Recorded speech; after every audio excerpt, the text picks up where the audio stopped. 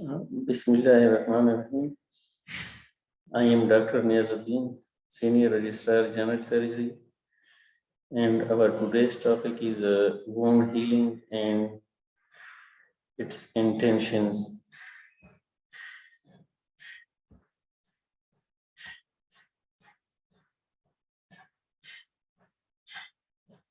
These are the various phases that you can come across in the wound healing. And our today's objective, by the end of this lecture, the final year MBBS students will be able to define wound healing.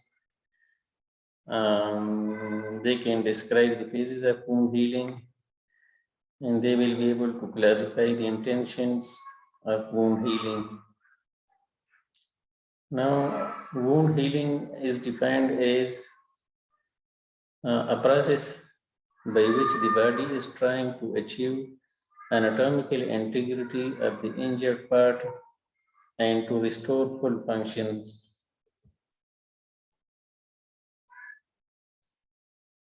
Phases of wound healings are inflammatory phase, proliferative phase, and maturation and remodeling phase. Inflammatory phase, it begins immediately after the injury and lasts for 2 to 5 days. The sequence of event that occurs in this phase are number 1, vasoconstriction and clot formation. Number 2, platelet aggregation and degranulation. Number 3, vasodilatation. And number 4, chemotaxis and phagocytosis.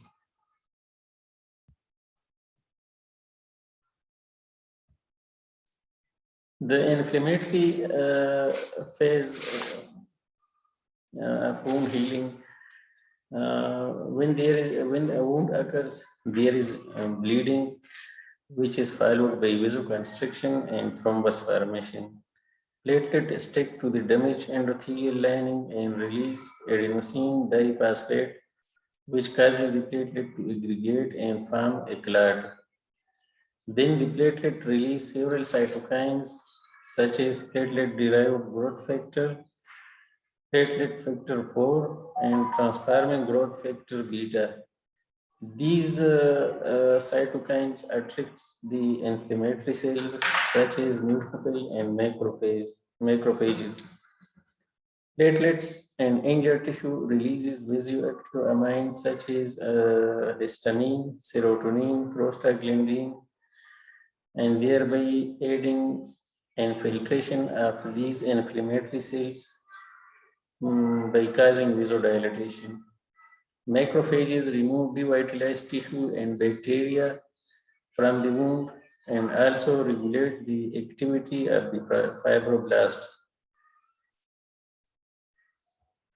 The initial framework for structural support of the cells is provided by fibrin, which is produced by fibrinogens. The inflammatory phase is also described by 4 words: rubor, that means redness; tumor, that means swelling; calor, that means heat; and dolor, that means pain. Now the proliferative phase of wound healing, it extends from the 3rd day to 3rd week. And the events that are occurring during this phase are fibroblast migration, angiogenesis, formation of granulation tissue, and reepithelialization. In proliferative phase, the fibroblasts produce type 3 collagen fibers and ground substance, that is glycosaminoglycan and proteoglycans. The new blood vessel grow in the wound called angiogenesis. It is followed by reepithelialization of the wound. The wound tissue formed during this phase is called granulation tissue. Now the remodeling phase, it starts from 4th week and can last for a year or longer. In this phase, the type 3 collagen is replaced by type 1 collagen, which is having more tensile strength. The tensile strength of the scar is gradually increased and the fibroblast gradually disappearing from the wound during remodeling phase. The types of wound healing, they are three. Number one, healing by primary intention, also called primary closure. Healing by secondary intention, this is also called secondary closure. And healing by tertiary intention, that is delayed primary closure. Healing by primary intention or primary closure, it occurs when the wound is created aseptically with minimal tissue damage. In other words, you can say a clean surgical wound. These wounds healing, and these wounds, the healing take place by approximation of the tissue edges with sutures or staples, and there is minimal inflammation and scar is cosmetically acceptable. Healing by secondary intention or secondary closure, it occurs in wounds that are infected, and these types of wounds are left open and they heal by granulation, wound contraction, and epithelialization. There is intense inflammatory and proliferative phase of wound healing, and the scar is poor.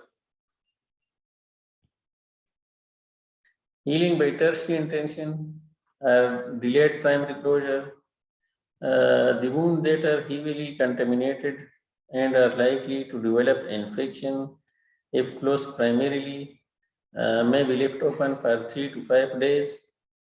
When the wound is clean, then it is closed and allowed to heal with characteristics similar to primary closure, but the scar may be less satisfactory.